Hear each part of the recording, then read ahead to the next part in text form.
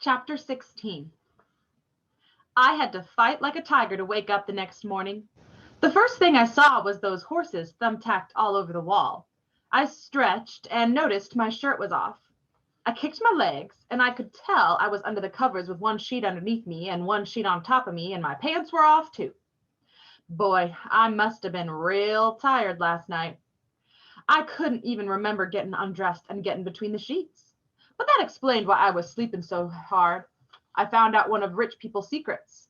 Sleeping with two sheets puts you out like a baby that's been rode around in an automobile. I looked over and thought I was dreaming. My clothes were all folded up in a neat pile, the same way Mama used to fold them when she'd go to work before I got up. I blinked my eyes a couple times because it looked like there was a note on my clothes. Mama would always leave me a note that said something like, "Dear Bud, please be neater. See you tonight. I love you." My eyes started getting all stingy, but I blinked them a bunch more times and the note disappeared. I kept blinking, but the pile of clothes stayed right where it was. Oh, shucks, Miss Thomas must have come in at night and undressed me and put me in bed. I bet she got a real good look at my legs. I got up as quiet as I could and put my clothes back on. I could hear laughing and talking coming from downstairs. Right when I got near the kitchen door, I could hear Herman E. Calloway saying, "So that's how that cookie's going to crumble." Miss Thomas said, "You have no idea how bad those orphanages can be. It's no place to be raised. I can't believe you. You'll take care of any stray dog wandering through this neighborhood, but when it comes to a child, all of a sudden you have no sympathy. You might not have been paying attention, but we agreed last night what we were going to do about that boy, and that's what we're sticking to." Uh-oh. I was glad I didn't take anything out of my suitcase, because it looked like I might be making a break for the street again. Herman E. Calloway said, "Like I said, I'm going to find out what the real story is in Flint, and then we'll see." Miss Thomas said, "That's fine. I believe the child. You, above all people, should know that I've got a sense about when someone is lying." Uh-oh. I'd have to remember that. She kept talking. "Until we've heard otherwise from Flint, he's staying right here." A fourth voice said, "Well, I'll be glad to hear. That means I didn't go digging around in the basement for nothing.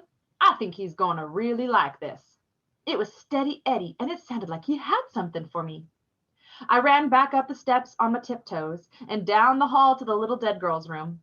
I stood outside the room and closed the door loud enough that they could hear it downstairs. I clumped down the hall to the door that Miss Thomas said was the bathroom. When I was done, I pulled on a chain that made the water come down. The loud noise made me jump back. Man, these inside the house outhouses were hard to get used to. I washed my hands with running hot water and closed the bathroom door kind of loud. I clumped down the steps, stopping a couple times to yawn real loud. When I walked into the kitchen, they all had looks on their faces, like they hadn't been talking about me at all. I said, "Good morning, Mr. Calloway," but I didn't really mean it, then said, "Good morning, Miss Thomas. Good morning, Mr. Jimmy. Good morning, Steady Eddie." I noticed right away that Miss Thomas didn't have all her diamond rings on. I guess it would have been hard sleeping with them flashing lights up at you. She must have to keep them closed up in a box that the sparkles can't get out of. I noticed, too, that even without the rings, Miss Thomas still had to be the most beautiful woman in the world. They smiled and said, "Good morning, Bud." All except Herman E. Calloway. He got up from the table and said, "I don't like the way Loudon is sounding. I'm going to have a look at her plugs." He went outside through a door at the back of the kitchen. Miss Thomas said, "Bud, we've just about given up on you. Do you usually sleep until afternoon?" Afternoon? Man, I couldn't believe it. I'd slept as long as those rich folks in the moving pictures. "No, ma'am, that's the first time I ever did that." She said, "I know you must be starving, but if you can hold out for another half hour or so, Mr. Jimmy's going to make everyone's lunch. Think you can wait?" "Yes, ma'am." A half hour wasn't nothing to wait, no matter how hungry you were. Mr. Jimmy said, "So what's the scoop, little man?" I didn't know what that meant, so I said, "Nothing, sir." Steady Eddie said, "How'd you sleep, kiddo?" "Great, sir." "Oops, I forgot I wasn't supposed to call the bandmen sir." He said, "Cop a squat." He pointed at a chair. I guess that meant sit down, so I did. Miss Thomas said, "Were your ears burning last night, Bud?" Man, all these Grand Rapids people really do talk funny. I only came from the other side of the state, and it was like they talked some strange language out here. I said, what, ma'am? She said, there's an old saying that when people talk about you behind your back, your ears start to get real warm, kind of like they were burning. I said, no, ma'am, my ears felt just fine. She said, well, they should have been burning. You were the subject of a very long conversation last night. But sound asleep as you were, I'm really not all that surprised you didn't notice. I had to check your pulse to make sure you were still alive. Shucks, I knew it. She did come in when I was conked out and took my doggone pants and shirt off and put me there. Man, this was real embarrassing.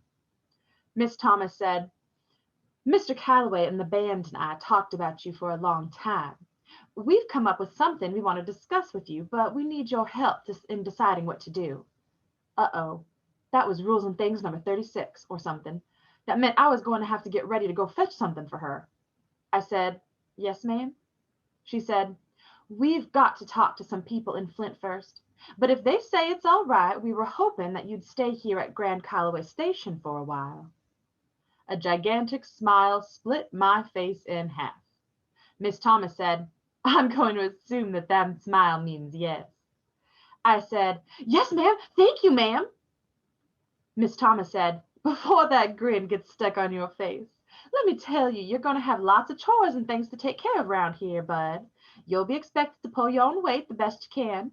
We all like a very clean house, and none of us are too used to having children around, so we're all going to have to learn to be patient with each other. There's one person in particular that you're going to have to be very patient with. Do you know who I mean? I sure did. Yes, ma'am, it's Mr. Calloway. She said, good boy. Give him some time. He really needs help with a lot of different things. He swears someone's adding weight onto that bass fiddle of his every year, but he just keeps getting older. You can use some young, wiry hands to help him around. Think you can handle that? Now, I knew for sure she'd looked at my legs. She must have thought I was a real weakling. I said, yes, ma'am. My legs are a lot stronger than they look. Most folks are surprised by that. Miss Thomas said, I don't doubt that at all, bud. I'm not worried about your body being strong. I'm more concerned about your spirit. Lord knows Mr. Calloway is going to give it a test.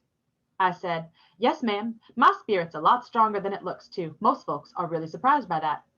She smiled and said, very good. But you know what, bud? What, ma'am? I knew you were an old toughie the minute I saw you. I smiled again. She said, our schedule's pretty heavy for the next couple months, and then come September, we'll have to see about school for you. But we'll be doing a lot of traveling right around Michigan, so I hope you don't mind long car trips. No, ma'am. She said, that's great, bud.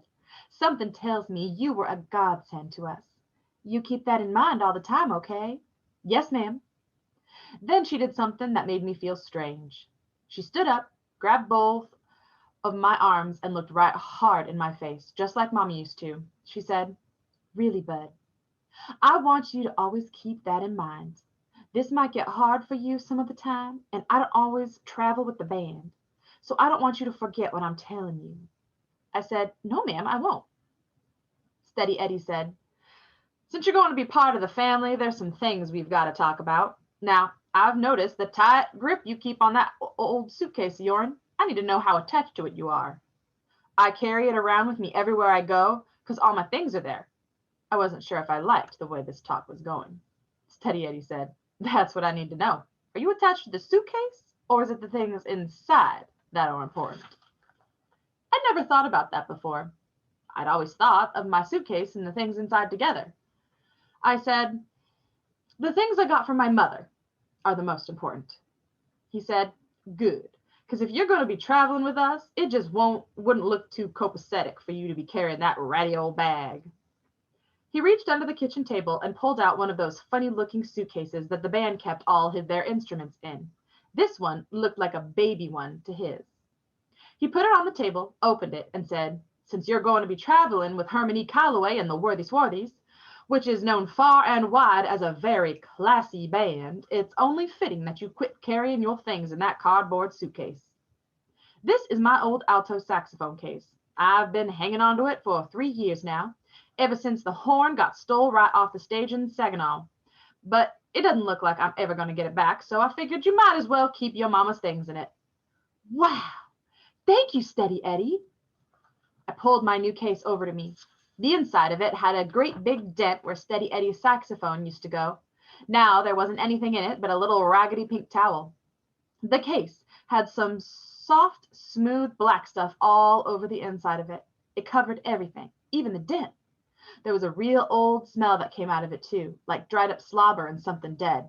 It smelled great. The back kitchen door opened, and I thought Herman E. Calloway was coming back in to ruin everybody's fun, but it was the rest of the band. Everybody said hello, poured themselves some coffee, then sat down at the table.